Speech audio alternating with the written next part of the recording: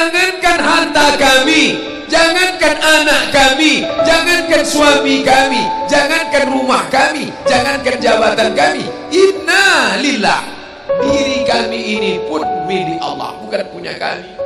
Kalau dia yang punya, apa salahnya dia ambil? Maka ketika harta diambil, salah satu yang membuat manusia kehilangan ketika dia merasa memiliki. Ini punya saya, ini milik saya.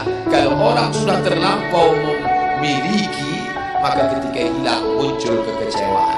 Maka jangan pernah merasa memiliki hak mutlak. Ini rumah punya siapa? Rumah punya saya, namanya nama saya, tapi itu titipan Allah. Kapan dia mau diambil?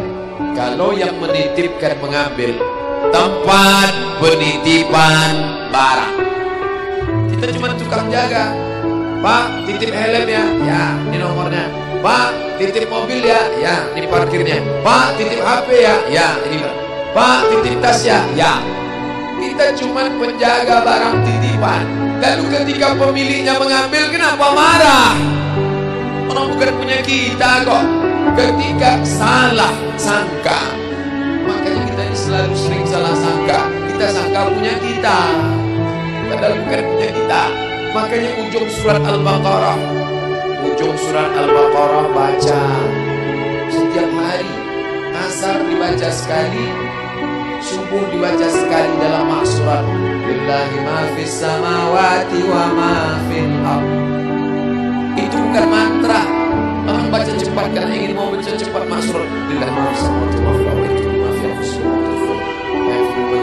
Itu bukan mantra. Kita sedang diingatkan pagi sekali, sore sekali. Lillahi ma fis samawati wa ma fil ardh. Apa yang di langit, apa yang di bumi, lillah, bukan punya kamu. Kenapa? Kalau sampai kita katakan punya kita, lalu ketika dia hilang, kita stres, kita depresi. Orang yang kehilangan anak, dia tidak sedih. Kenapa? Karena itu pergi duluan, nanti dia akan menyusul belakang. Suami kehilangan istri, dia tak sedih. Kenapa? Karena sudah dibawanya ganti yang baru, Pak Ustaz. Bukan. Dia tak sedih, kenapa? Karena dia tahu nanti saya akan berjumpa dengan dia di tempat yang lebih kekal abadi. Sekarang kalau saya hidup sama-sama dia, dia tua, dia keriput, dia sakit, dia mati. Nanti saya berjumpa lagi dengan dia. Di mana? Di tempat kekal abadi yang tak pernah sakit, tak pernah mati. La yadkhulul jannata ajuzun. Nenek-nenek tak masuk surga. Menangislah si nenek tadi begitu jumpa dengan Nabi. Kamu kenapa nangis? Kata Nabi. Ya Rasulullah, aku tersinggung ucapanmu. Kau bilang nenek-nenek tak masuk surga. Kata Nabi, memang tak ada orang tua di surga. Kalau begitu aku tak masuk surga. Kamu masuk. Terus nanti kamu masuk, kamu jadi muda lagi. Orang di surga itu umurnya 30, 33, 30, 31, 32, 33. Kenapa umur itu? Kalau nenek-nenek masuk surga, di dalam surga banyak kenikmatan. Sedang di surga, di dunia dia tak bisa. Pergi hari raya ke rumah orang, makanannya kacang tauhid. Umur 70 mau makan apa? Makanya orang masuk surga itu umur 30, 31, 32, 33. Kenapa? Itulah usia yang bisa menikmati. Oh, jadi maknanya bukan orang tua tak masuk surga. Jadi ketika orang melihat pasangan saya mendahului saya, karena Allah lebih sayang, dia pergi ke tempat yang lebih sayang daripada kita. Orang menangis tak berhenti, dia menganggap dia pergi, oh dimakan cacing tanah dia. Padahal dia sudah pergi ke tempat yang lebih sayang daripada kita. Kita sayang, tapi sayang kita temporer. Ibu sayang pada anaknya, berapa jam dia bisa sayang? Pergi dia bekerja, dia tinggalkan. Pulang dia bekerja, dia tidur, dia lupa. Berapa banyak anak-anak masuk ke tempat air panas gara-gara orang tua lupa menjaga, teledor. Berapa banyak anak yang jatuh cacat, orang tua yang katanya sayang, tapi sayangnya itu terbatas. Dia sudah pergi ke tempat yang lebih sayang. Siapa dia? Bismillahirrahmanirrahim. Dengan nama Allah yang Maha Pengasih dan Maha Penyayang. Maka ketika ujian itu datang, ayat ini hilang. Saat ujian itu datang, ayat yang dikaji malam ini, hadis yang dikaji malam ini hilang, terbang, melayang, tak berkesan. Ada orang lain yang mengingatkan.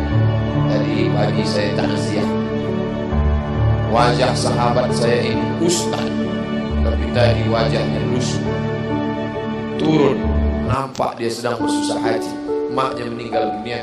Saya bisikkan ke telinganya satu kalimat, satu ayat, inna lillahi wa inna ilaihi raji'un. Waktu datang, waktu mau pulang, saya peluk kuat dia, inna lillahi wa inna ilaihi raji'un. Apa tak tahu dia ayat itu? Tahu, dia ustaz, dia sering menceramahkan ayat itu, dia hafal ayat itu. Kenapa ustaz ingatkan?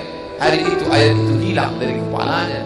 Yang terbayang adalah wajah ibunya yang dulu membesarkan dia 9 bulan 10 hari, menyusukannya 2 tahun, membesarkannya 9 bulan 10 hari, mengandungnya 2 tahun, dia susukan, mengalir darah si ibu dalam badannya. Saat melihat ibunya terbujur kaku, hilang ayat itu, hilang hadis itu. Datang orang lain mengingatkan dia, ditepuknya bahunya, wabasyiris sabirin, berikan kabar gembira kepada yang orang sabar, alladzina idza asabatuhum musibah, ketika ujian itu datang, qalu, mereka berkata, inna lillahi wa inna ilaihi raji'un. Tapi tak semuanya tahan, tak semuanya kuat.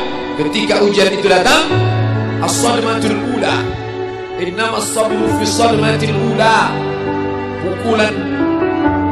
Ketika pukulan itu datang, bergoncang.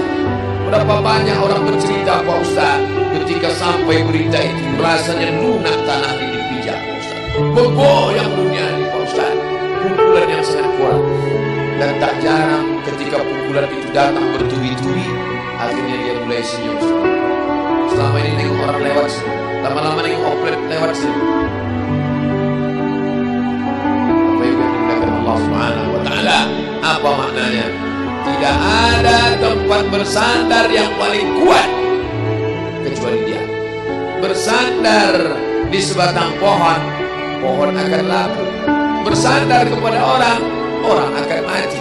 Bersandar kepada dia, hayyun la yamut, dia yang hidup tidak akan mati itu selama.